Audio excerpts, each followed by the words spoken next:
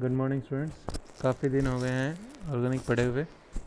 ठीक है, आज एक बार शुरू करते हैं दोबारा से। हेलो एल्केन्स हेलो एरिन्स चल रहा था हमारा, तो उसमें एक दो टॉपिक बचे हुए हैं। एक स्टीरियो केमिकल एस्पेक्ट बचा हुआ है, न्यूक्लियोफिलिक सब्स्टिट्यूशन रिएक्शन का। स्टीरियो मतलब स्पेस 3D में जो केमिकल एस्पेक्ट्स हैं न्यूक्लियोफिलिक सब्स्टिट्यूशन रिएक्शन का, उसकी बात कर रहे हैं हम लोग। ठीक है, तो उसमें सबसे पहले एक चीज़ आती है, दैट इज़ क्या? Plane polarised light. ठीक है, कहता है ये एक ऑर्डिनरी लाइट। ऑर्डिनरी लाइट मतलब क्या होगा कि जो वाइब्रेशंस होंगे, जो लाइट होगी वो चारों डायरेक्शंस में होंगी, सभी डायरेक्शंस में होंगी। कहता है अगर उस लाइट को, ऑर्डिनरी लाइट को हम लोग एक नाइकोल प्रिज्म से पास करते हैं। नाइकोल प्रिज्म क्या होता है? दो प्रिज्म मिलाने से जो बनता है, ठीक है, उसे नाइकोल प्रिज्म बोलते हैं। Special type of prism made up of crystalline calcium carbonate. किससे बनता है वो? कैल्शियम कार्बोनेट से। कैल्शियम कार्बोनेट को दूसरा नाम हम लोग कैल्साइड भी बोलते हैं। तो कहता है अगर उस ऑर्डिनरी लाइट को हम लोग नाइकोल प्रिज्म से पास करते हैं तो वो लाइट जो है वो मोनोक्रोमेटिक हो जाती है। मोनोक्रोमेटिक मतलब उनके जो वाइब्रेशंस हैं वो एक ही डायरेक्शंस में हो जाते हैं। ठीक है, अब इनके वाइब्रेशन जब एक ही डायरेक्शन में हो जाएं तो उस लाइट को हम लोग प्लेन पोलराइज लाइट बोलते हैं। तो अगर पेपर में पूछा जाए कि what do you mean by plane polarise light, तो the beam of light which has vibrations only in one plane are called क्या? Plane polarise light. कि वो लाइट जिसमें वाइब्रेशन सिर्फ एक प्लेन में हो उसे हम लोग प्लेन पोलराइज लाइट बोलते हैं। अब उसके बाद दूसरी चीज़ आती है यहाँ पर ऑप्टिकल एक्टिविटी। कहता है कि आपने एक ऑर्डिनरी लाइट ली थी, ऑर्डिनरी लाइट को आपने नाइकोल प्रिज्म से पास किया था। नाइकोल प्रिज्म से पास करने के बाद आपने देखा था कि वो लाइट जो है वो प्लेन पोलराइज लाइट हो गई है, मतलब वो एक ही डायरेक्शन में पोलराइज हो गई, सॉरी एक ही प्लेन में पोलराइज हो गई। कहता है अगर अब मैं उसे किसी सैंपल ट्यूब से पास करता हूँ, किससे पास करता हूँ? किसी सैंपल ट्यूब। सैंपल ट्यूब मतलब इसमें कोई ऑर्गेनिक सब्सटेंस हम लोग लेंगे। ठीक है, सैंपल ट्यूब से अगर आप पास करते हैं तो वो जो प्लेन पोलराइज लाइट थी वो अपने एंगल से या तो राइट साइड में डेविएट हो जाएगी या फिर लेफ्ट साइड में डेविएट हो जाएगी। ठीक है, तो रोटेशन हो जाएगी। कितने एंगल से? मान लिया अल्फा एंगल से वो रोटेट हो गई, मतलब घूम गई। ठीक है, तो उसको पता कैसे चला? तो इसलिए हमने एक यहाँ पर नाइकोल प्रिज्म एनालाइजर लगाया है जो एनालाइज कर रहा है कि ये लाइट जो है वो रोटेट हो गई है। ठीक है, तो कहता है कि हमने क्या किया, when the solution of certain organic substance are placed in the path of plane polarise light, कि अगर प्लेन पोलराइज लाइट के रास्ते में हम लोग कोई सैंपल ट्यूब रख दें जिसमें क्या है, सॉल्यूशन है ऑर्गेनिक सब्सटेंसेस का, जैसे शुगर, कैम्फर, तो क्या होगा कि वो प्लेन पोलराइज लाइट जो है वो क्या हो जाएगी? रोटेट हो जाएगी, आइडर टू द लेफ्ट और टू द राइट, या तो राइट साइड में या फिर लेफ्ट साइड में। ठीक है, अब कहता है वो सब्सटेंसेज, ये जो इसमें जो ऑर्गेनिक सब्सटेंसेज हैं जो इस प्लेन पोलराइज लाइट को रोटेट करा रहे होंगे। दोबारा से बोल रहा हूँ, इस सैंपल ट्यूब में जो ऑर्गेनिक सब्सटेंसेज लिए हैं जो इस प्लेन पोलराइज्ड लाइट को रोटेट करा रहे हैं, दो substances which can rotate the plane polarised light are called optical active substances. उन्हें हम लोग क्या बोलते हैं? Optical active substances. And the property is called क्या? Optical activity. और इस प्रॉपर्टी को हम लोग बोलते हैं ऑप्टिकल एक्टिविटी। मतलब सब्सटेंसेस का प्लेन पोलराइज्ड लाइट को रोटेट कराने की जो प्रॉपर्टी है उसे ऑप्टिकल एक्टिविटी कहेंगे, और उन सब्सटेंसेस को हम लोग कहेंगे optical active substances. For example बोले lactic acid, for example lactic acid, tartaric acid, glucose, fructose, ये जो हैं ये एग्जांपल हैं ऑप्टिकल एक्टिव सब्सटेंसेस के। अब कहता है वो अगर यहाँ पर रोटेशन नहीं होता, तो मान लो कोई सैंपल लिए थे इसमें और रोटेशन नहीं हुआ, प्लेन पोलराइज में जैसी थी वैसी की वैसी रहेगी, तो उन सब्सटेंसेस को हम लोग ऑप्टिकली इनएक्टिव बोलेंगे। मतलब वो सब्सटेंसेस जो प्लेन पोलराइज्ड लाइट को रोटेट नहीं करा पाएंगे उन्हें हम लोग ऑप्टिकली इनएक्टिव सब्सटेंसेस कहेंगे। अब कहता है जितने एंगल से ये लाइट डेविएट हुई है, the angle through which the plane polarise light is rotated, कि वो एंगल जिससे ये प्लेन पोलराइज लाइट रोटेट हो रही है, मतलब जो अल्फा एंगल है, is measured by an instrument, उसे एक इंस्ट्रूमेंट से मेजर करते हैं। उस इंस्ट्रूमेंट का नाम है पोलरीमीटर। मतलब पोलरीमीटर क्या होगा? पोलरीमीटर वो इंस्ट्रूमेंट है जो एंगल को मेजर करता है। एंगल कौन सा? जिस एंगल से रोटेशन हो रही है, तो राइट साइड में या फिर लेफ्ट साइड में। अब कह रहा है आपने कहा था कि भैया प्लेन पोलराइज्ड लाइट जो है वो या तो राइट साइड में रोटेट हो रही है या लेफ्ट साइड में। वो सब्सटेंसेस जो उस प्लेन पोलराइज्ड लाइट को रोटेट करा रहे हों, कौन से, जो आपने सैम्पल ट्यूब में लिए थे, वो सब्सटेंसेस जो प्लेन पोलराइज्ड लाइट को राइट साइड में रोटेट करा रहे होंगे, या फिर हम लोग बोल रहे हैं क्लॉकवाइज में रोटेट करा रहे होंगे, उन सब्सटेंसेस को हम लोग बोलेंगे डेक्स्ट्रो रोटेटरी। क्या बोलेंगे? Dextro rotatory. इसे रिप्रेजेंट करते हैं स्मॉल डी से या फिर प्लस के साइन से। डेक्स्ट्रो का मतलब होता है लैटिन वर्ड डेक्स्टर, डेक्स्टर का मतलब क्या होता है? राइट। और अगर कह रहे हैं लेफ्ट में रोटेट करा रहे हैं तो लेफ्ट में रोटेट करा रहे हैं तो उसे हम लोग बोलेंगे लीवो रोटेट। लीवो मतलब लेविस, लेविस लेफ्ट। ठीक है, लीवो को दिखाओगे स्मॉल एल से या फिर माइनस साइन से। अब कहता है ये जो प्लस माइनस साइन है, उसके बाद कहता है कि ये प्लस जो माइनस, प्लस माइनस आइसोमर दिखाया मतलब डी और L isomers, the plus and minus isomers of an optically active compound are called optical isomers. इन प्लस और माइनस मतलब स्मॉल डी और स्मॉल एल आइसोमर्स को हम लोग ऑप्टिकल आइसोमर्स कहेंगे, और इस फिनोमिना को हम लोग कहेंगे ऑप्टिकल आइसोमेरिज्म। ठीक है, अब कहता है यहाँ पे एक चीज़ आई, थर्ड चीज़, जो जैसे कायरल कार्बन। कायरल कार्बन क्या होता है? तो कहता है एक कार्बन कितनी जगह जुड़ सकता है? 4 जगह से। तो कहता है अगर कार्बन चार डिफरेंट एटम से जुड़ा, जैसे कोई कार्बन है, एक ए, एक बी, एक डी, एक ए, अगर 4 डिफरेंट एटम से जुड़ा हुआ हो, चारों डिफरेंट एटम से जुड़ा हुआ हो, तो उस कार्बन को हम लोग कायरल कार्बन कहेंगे। कायरल कार्बन या फिर एसिमेट्रिक कार्बन या फिर स्टीरियो सेंटर, 3 नाम दे दिए। अगर कार्बन जो है वो 4 डिफरेंट एटम और ग्रुप ऑफ एटम से जुड़ा हुआ हो तो उस कार्बन को हम लोग कायरल कार्बन या फिर एसिमेट्रिक कार्बन या फिर स्टीरियो सेंटर कहेंगे। अब कहता है वो ऑब्जेक्ट्स, अब देखिए एक चीज़ आई यहाँ पर, कायरलिटी। कायरलिटी मतलब क्या होता है कि अगर आप ऑब्जेक्ट्स की मिरर इमेज देखें, जैसे ये एक पी लिखा मैंने, ठीक है, इसकी मिरर, ये मिरर है, मिरर में क्या होता है, जो नज़दीक है वो नज़दीक दिखता है, जो दूर है वो दूर, तो इसकी मिरर इमेज इस तरह से बनेगी। ठीक है, अब अगर इसको एज इट इज उठा के इसके ऊपर रखते हैं तो ये पी ढक नहीं सकता पूरा। अगर ढक नहीं सकता तो हम लोग उसे बोलेंगे non super imposable. Super imposable का मतलब होता है कि जैसे एक को उठा के दूसरे के ऊपर रखा तो वो ढक जाए। जैसे हम लोग बात करें कि ये हमारे हाथ जो हैं वो एक दूसरे की मिरर इमेज है, ठीक है, तो अगर आप इसे उठा के एज इट इज इसके ऊपर रखते हैं तो ये नॉन सुपर इम्पोजेबल है। अगर ढक जाता तो सुपर इम्पोजेबल, नहीं ढकता तो नॉन सुपर इम्पोजेबल। जैसे आपने यहाँ पर डब्लू की मिरर इमेज बनाई, ठीक है, डब्लू की मिरर इमेज बनाई तो एच टी जैसे ही बनेगा। तो इसको उठा के अगर इसके ऊपर रखते हो तो डब्लू पूरा ढक जाएगा, तो इसे हम लोग क्या बोलेंगे? Super imposable.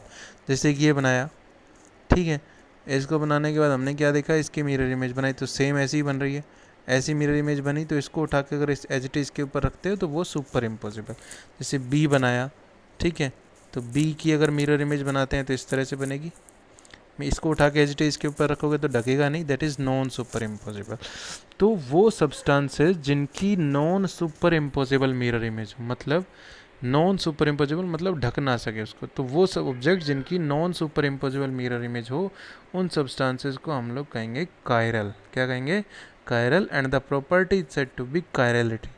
ठीक है, कि वो ऑब्जेक्ट जिनकी नॉन सुपर इम्पोजेबल हो, और कहता है और उन, अगर कोई सब ऑब्जेक्ट जो है वो नॉन सुपर इम्पोजेबल हो अपने मिरर इमेज पे, तो उस सब्सटेंस को हम लोग कहेंगे कायरल कार्बन, और उस प्रॉपर्टी को हम लोग कहेंगे कायरलिटी।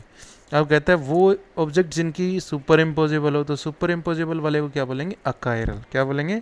अकायरल। जैसे यहाँ पर एक कार्बन लिया, देखिए ये कार्बन जो है वो 4 डिफरेंट एटम से जुड़ा हो, BR, CL, I, F, ये यहाँ पे मिरर इमेज बनाई, तो मिरर में क्या होगा? नज़दीक है नज़दीक, दूर है दूर। इसको एज इट इज के ऊपर उठा के रखा तो नॉन सुपर इम्पोजेबल बना, तो non superimposable mirror image बन गई। ठीक है, ये हमने लिया, ठीक है, तो ये देखिए ये सुपर इम्पोजेबल रहेगा। अब कहता है कि जो कायरल कार्बन होगा, क्या होगा? कायरल कार्बन, वो हमेशा non superimposable mirror image होगा। कैसे रखेगा? Non superimpose sorry chiral carbon जो होगा non superimposable mirror image होगा, और जिसके पास non superimposable mirror image होगी, हमने बोला कि वो क्या होंगे? ऑप्टिकल आइसोमेरिज्म को एग्जिबिट करेंगे। इसको एग्जिबिट करेंगे ऑप्टिकल आइसोमेरिज्म को।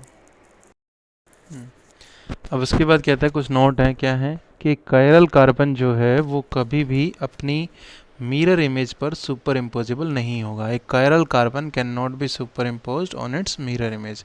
इसीलिए हम लोग उस एसिमेट्रिक कार्बन को कायरल कार्बन बोलते हैं। देखिए कायरल क्या बोला था आपने, कायरल बोला था कि अगर कोई अपनी मिरर इमेज पर सुपर इम्पोजिबल ना हो तो उसे कायरल कहेंगे और इस प्रॉपर्टी को कायरलिटी कहेंगे। अगर वही प्रॉपर्टी कार्बन शो कर रहा है तो उस कार्बन को हम लोग कायरल कार्बन बोलते हैं। इसलिए एसिमेट्रिक कार्बन को हम लोग कायरल कार्बन बोल रहे थे। ठीक है, अब कहता है एक मॉलिक्यूल जो है अगर वो non superimposable mirror image रखता है तो वो ऑप्टिकली एक्टिव हो गया। A molecule is optically active if a, पहला पॉइंट क्या, अगर इसके पास non superimposable mirror image हो। दूसरा, does not contain any elements of symmetry, मतलब उसके पास किसी भी प्रकार की एलिमेंट ऑफ सिमेट्री ना हो। तो एलिमेंट ऑफ सिमेट्री अभी आपके लिए काम की नहीं है, बता देंगे बाद में।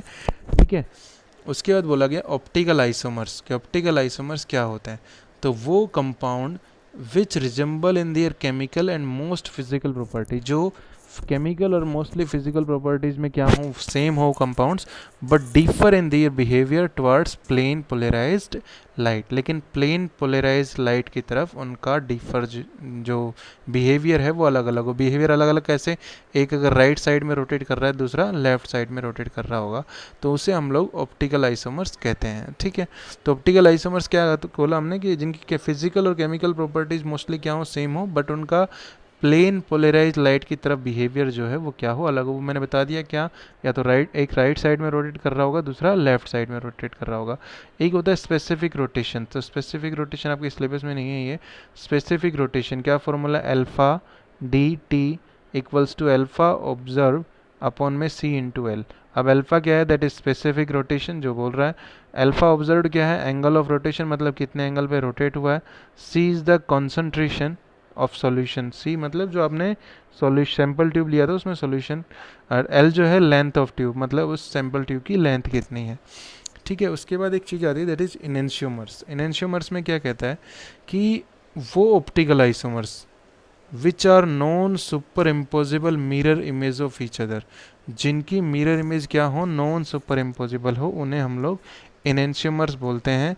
And the phenomena is said to called क्या, इनेंशियोमेरिज्म, मतलब उनको हम लोग उस फिनोमिना को इनेंशियोमेरिज्म कहते हैं। मतलब वो ऑप्टिकल आइसोमर्स जिनकी mirror image non superimposable हो, उन्हें हम लोग क्या कहेंगे, इनेंशियोमर्स, और उस फिनोमिना को हम लोग क्या कहेंगे, इनेंशियोमेरिज्म। अब उसके बाद फॉर एग्जांपल बोला ब्यूटेन 2-ओल, 2-क्लोरोब्यूटेन, लैक्टिक एसिड, 3-मिथाइल हेक्सेन, ब्रोमोक्लोरोआइडोमीथेन। तो भी आगे एग्जांपल अगले पेज पे भी इसका एक चीज़, एक डेफिनेशन पढ़ लेते हैं इससे पहले। डायास्टीरियोमर्स, डायास्टीरियोमर्स कहते हैं, क्या कहते हैं कि वो stereo isomers which are not mirror image of each other. देखिए यहाँ पर बोला जिनकी mirror image non superimposable हो, यहाँ पर क्या बोला कि जो एक दूसरे की मिरर इमेज ही ना हो, उन्हें हम लोग डायास्टीरियोमर्स कहते हैं। डायास्टीरियोमर्स की फिजिकल और केमिकल प्रॉपर्टीज अलग अलग होती हैं, एनेंशियोमर्स की फिजिकल और केमिकल प्रॉपर्टीज सेम होती हैं, लेकिन डिफरेंस होता है किस में, प्लेन पोलराइज लाइट की तरफ बिहेवियर में, जो कि किसका था, ऑप्टिकल आइसोमर्स का था। ठीक है, अब जैसे एग्जाम्पल लिया हमने, ठीक है, एग्जाम्पल लिया है एक CH3 CHCl CHCl CH2 CH3, ठीक है। तो हमने इसको ऐसे लिखा CH3 HCl ClH CH2 CH3, इसकी मिरर इमेज बनाई तो क्या, CH3। क्लोरीन मिरर के नज़दीक है तो नज़दीक, यहाँ पर हाइड्रोजन नज़दीक है तो नज़दीक, CH2 CH3। एक बार हम लोग पर लेते हैं, हम लोगों को दिया गया 2,3 डाईक्लोरो पेंटेन, ठीक है। हमने बनाया 1 carbon, 2 carbon, 3 carbon, 4 carbon, 5 carbon, ठीक है। 2 नंबर पे Cl है, 3 नंबर पे Cl है, बाकी अब हाइड्रोजन लिखें।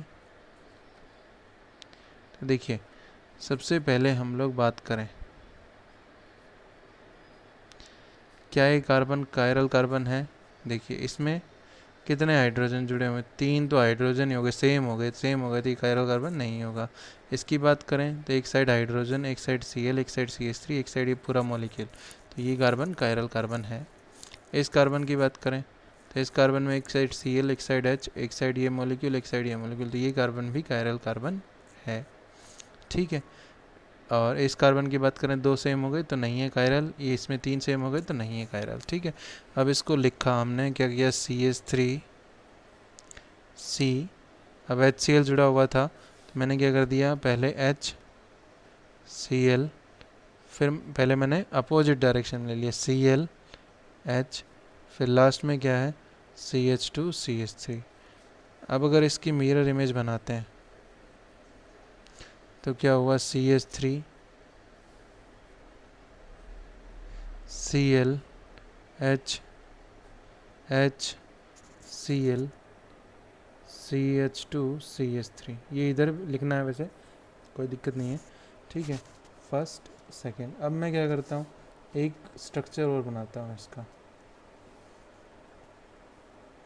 इस स्ट्रक्चर में क्या किया मैंने, दोनों हाइड्रोजन एक तरफ और दोनों क्लोरीन एक तरफ ले लिए।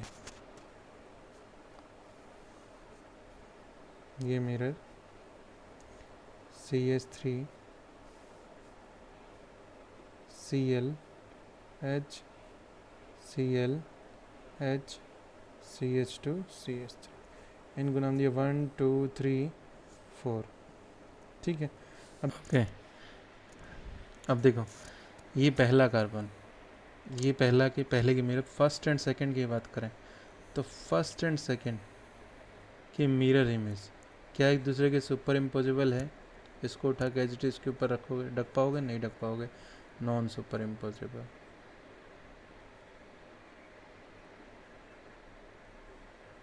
ठीक है, थर्ड एंड फोर्थ, इसको उठा के एच इसके ऊपर ढक पाओगे? नहीं ढक पाओगे, तो नॉन सुपर इम्पोजिबल। तो ये first and second, third and fourth, ये क्या हो गए? ये हो गए इनएंशियोमर्स। अब बात करें फर्स्ट एंड थर्ड की, तो फर्स्ट एंड थर्ड की, तो भैया सुपर इम्पोजिबल की बात तो जब आएगी जब थर्ड वाला जो है वो फर्स्ट की मिरर इमेज हो। नहीं है जी, बिल्कुल नहीं है, तो ये मिरर इमेज ही नहीं है। फर्स्ट एंड फोर्थ की बात करें तो ये भी एक दूसरे की मिरर इमेज नहीं है।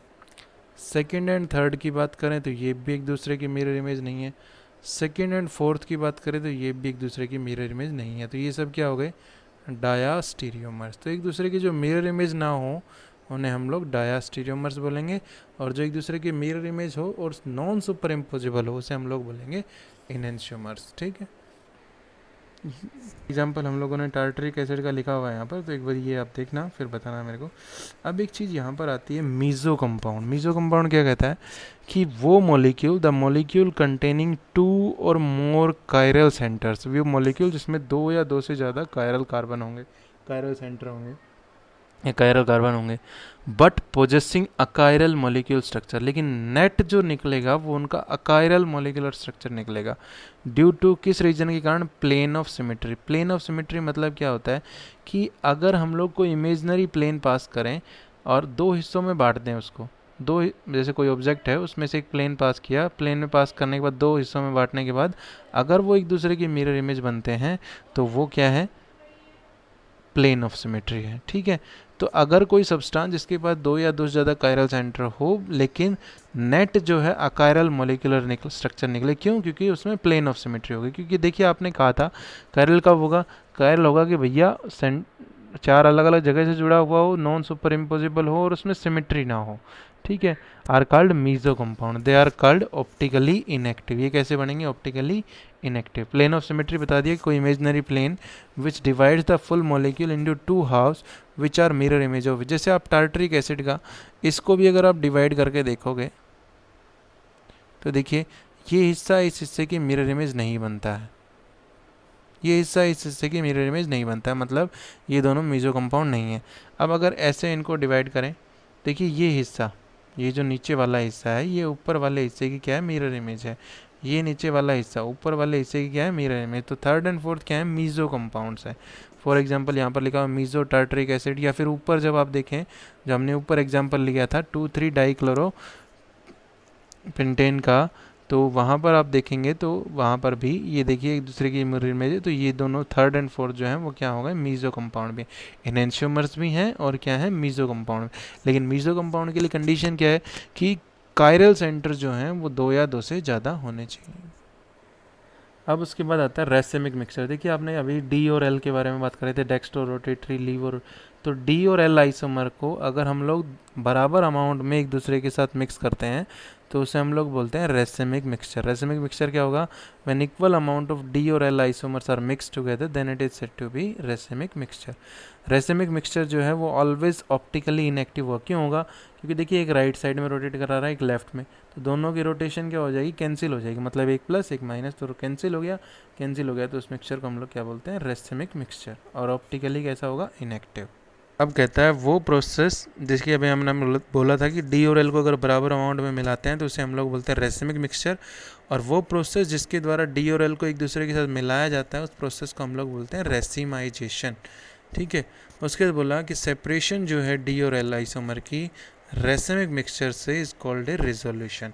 अब कहते हैं पहले आपने मिलाया, मिलाने के मिक्सचर को हम लोग क्या मिलाया, तो मिक्सचर को क्या बोलते हैं? Racemic mixture. प्रोसेस को क्या बोलते हैं? रेसिमाइजेशन। अब अगर अलग अलग करना हो तो उसे हम लोग क्या बोलेंगे? रिजोल्यूशन। ठीक है, ये सब एक्सपेरिमेंटल डाटा है।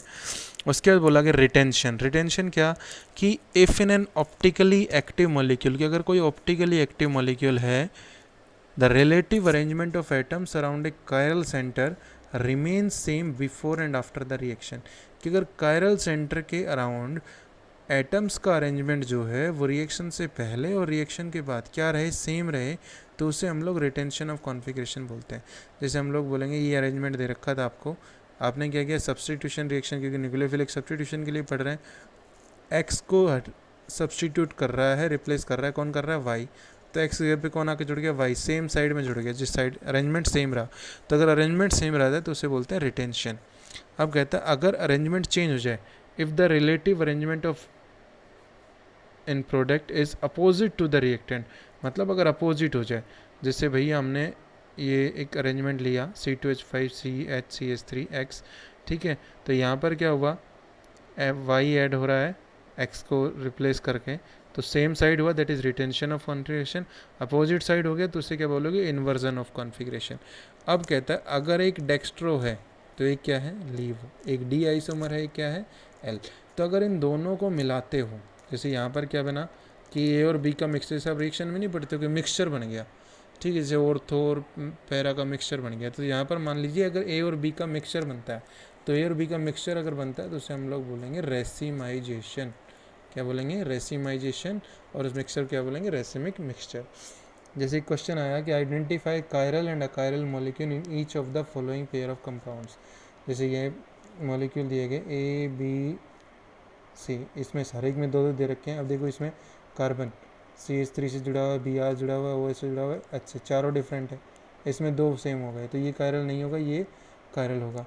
इसमें बात करें तो CH3 इस कार्बन पे देखिए, OH जुड़ा हुआ है, हाइड्रोजन जुड़ा हुआ है, इधर 3 कार्बन है, तो ये कायरल होगा, ये कायरल नहीं होगा। ठीक है, ठीक है। इसमें देखिए कार्बन के साथ Br जुड़ा हुआ, हाइड्रोजन जुड़ा हुआ, CH3 जुड़ा हुआ, CH2 CH3, तो ये कायरल होगा, चारों डिफरेंट हो गए। यहाँ पर बात करें तो इसमें हाइड्रोजन ही सेम हो जाएंगे, तो ये कायरल नहीं होगा। ठीक है, कि +-2 ब्यूटेनॉल इज़ ऑप्टिकली इनएक्टिव। तो प्लस मतलब अगर डेक्स्ट्रो है तो माइनस मतलब लीवो। अगर डी और एल आइसोमर को अगर दोनों को बराबर अमाउंट में मिलाते हो तो वो क्या बनता है? Racemic mixture. ठीक है, तो +-2 ब्यूटेनॉल क्या हो गया? रेसिमिक मिक्सचर हो गया। अब इसका मतलब इसमें बराबर अमाउंट में डी भी है और एल भी है, तो रोटेशन जो है एक दूसरे की क्या हो जाएगी? कैंसिल हो जाएगी। रोटेशन कैंसिल हो जाएगी तो मतलब ऑप्टिकली कैसा हो जाएगा? इनएक्टिव। कुछ क्वेश्चन दिए गए हैं आपकी बुक से, तो ये क्वेश्चंस आप लोग सॉल्व करके इनके आंसर लिख के मेरे को आप सेंड करेंगे बिफोर इवनिंग।